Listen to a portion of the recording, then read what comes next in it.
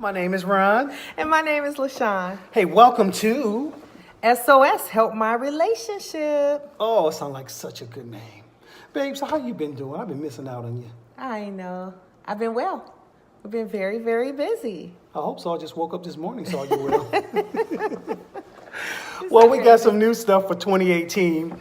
And we got a question which my wife, this beautiful, fine woman, gonna read off. All right. This is a question from one of our regular viewers. And the question states, how am I supposed to vent out my frustration in my relationship? Ooh, I wonder if that's married or single or just relationship, period. I think we can answer it for both, huh? Okay, well, let's do that then. I think it'd be fair, especially since we have our single audience out there. Yes. What's up? Yeah, what's To the up? single people? Ooh, single in the house. All right, now how do you vent out frustrations? That's very good because for me, I know my few frustrations. Number one, the video game. I got to jump on that, take it out on them. And just, especially if I'm bottled up and everything else, I just really got to get out there, just be like, bam, bam. So, and then, the military games help out a lot too. Two, let me see, walking around. Let me see, three. What else? Three, what do I do with my third one? Third one, I usually try to talk it out. Now, I can actually talk it out because I'm matured. I don't come around and be like, man, forget all this. This dude got skills now. Yeah, I got skills and ability. I'm an A1 person now. Absolutely. I grown up. I grown up. So let's talk about some appropriate ways. I think we all have our preferred ways of venting, especially if the issue or irritation is with your significant other, your spouse, or somebody close to you. I think there are some appropriate ways, though, to vent. Like the things that you listed, I think are healthy. And safe. And safe. I think we talked about in several of our other videos the things that are not safe: punching, kicking, hitting, Smacking the dog, kicking the dog, the cat, the bird. Those type of things. However, I think it's important for us to give people some healthy tools or ways to vent. Okay. One of the things you don't want to do when you're venting or you're surfacing a complaint or issue in your relationship is to blame or attack someone else, even if you have a legitimate reason for whatever the issue is. What you want to do is own it.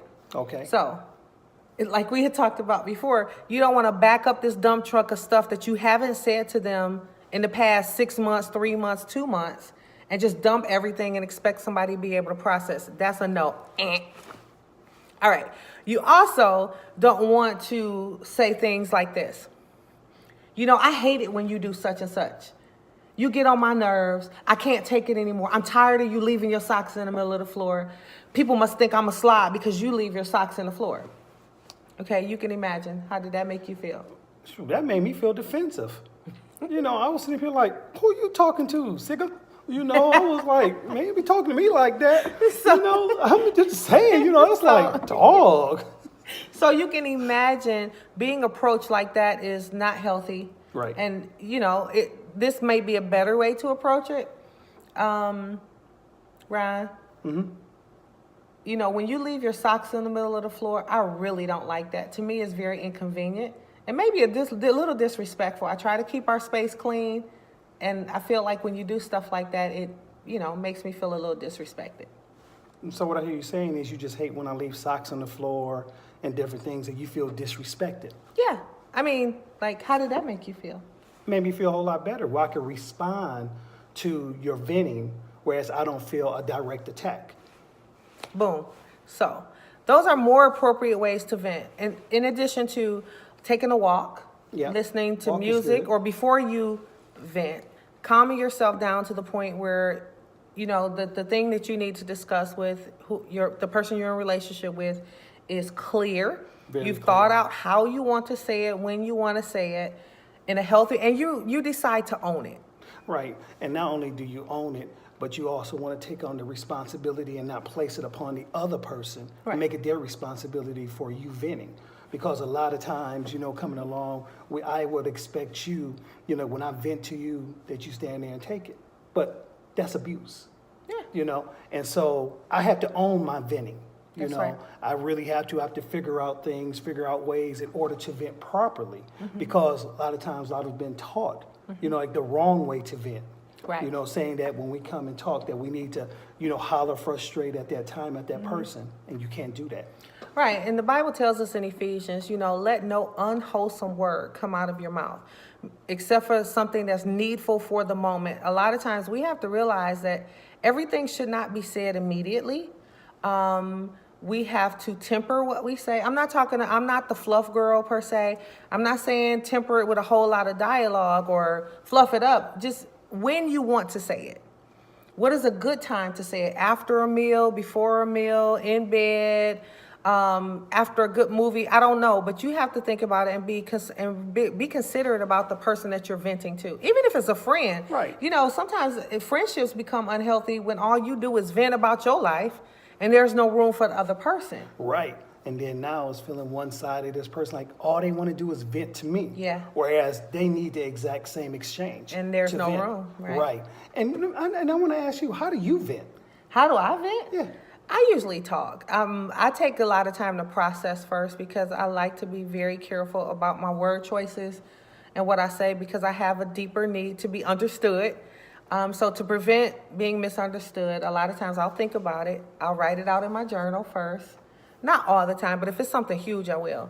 And then I ask for a conversation and I approach it like this.